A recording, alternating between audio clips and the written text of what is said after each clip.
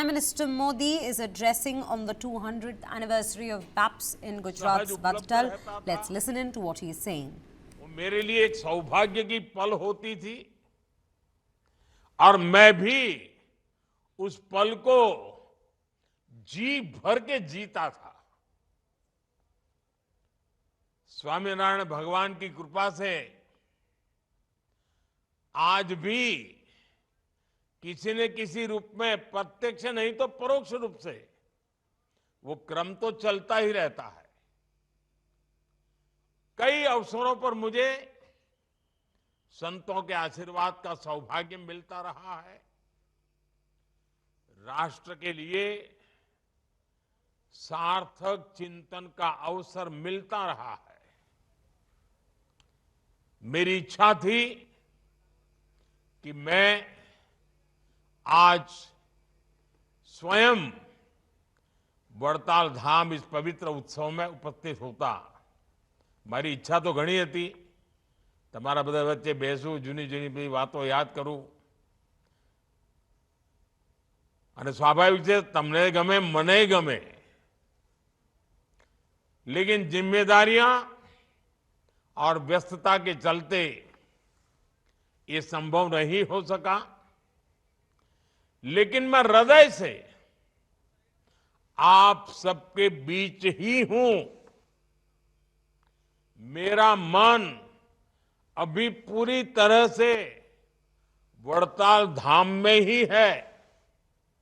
साथियों, श्रद्धेय संतगण, हमारे भारत की ये विशेषता रही है कि यहां जब जब भी मुश्किल समय आया है, कोई न कोई ऋषि, महर्षि, संत, महात्मा उसी काल में अवतरित हुआ है।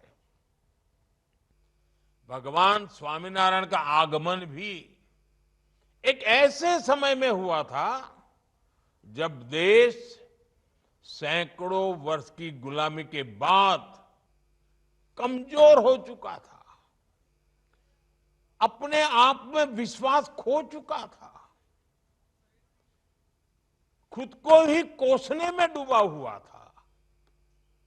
तब भगवान स्वामीनारायण ने हमें, उस कालखंड के सभी संतों ने हमें नई आध्यात्मिक ऊर्जा तो दी ही, उन्होंने हमारे स्वाभिमान को जगाया, हमारी पहचान को पुनर्जीवित किया।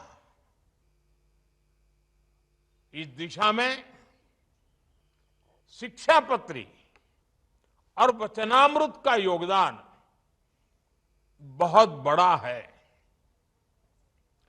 उनकी शिक्षा को आत्मसात करना, उसे आगे बढ़ाना, ये हम सबका कर्तव्य है।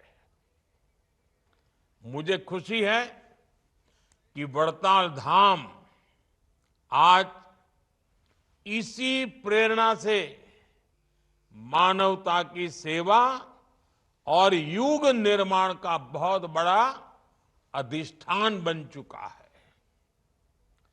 इसी वड़ताल धाम ने हमें वंचित समाज से सगराम जी जैसे भक्त दिए हैं। आज यहां कितने ही बच्चों के भोजन का, आवास का, शिक्षा का, और इतना ही नहीं, दूर सुदूर जंगलों में भी सेवा के कई प्रकल्प आप सबके माध्यम से चल रहे हैं। आदिवासी क्षेत्रों में बेटियों की शिक्षा जैसे महत्वपूर्ण अभियान आप लोग चला रहे हैं।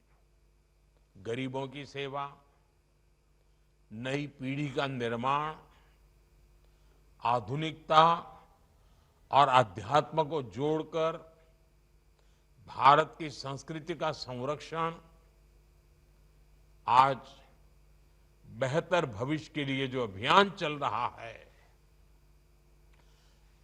स्वच्छता से लेकर पर्यावरण तक, मैंने जितने भी आह्वान किए हैं, मुझे खुशी है कि आप सब संतों ने, भक्तों ने मुझे कभी निराश नहीं किया।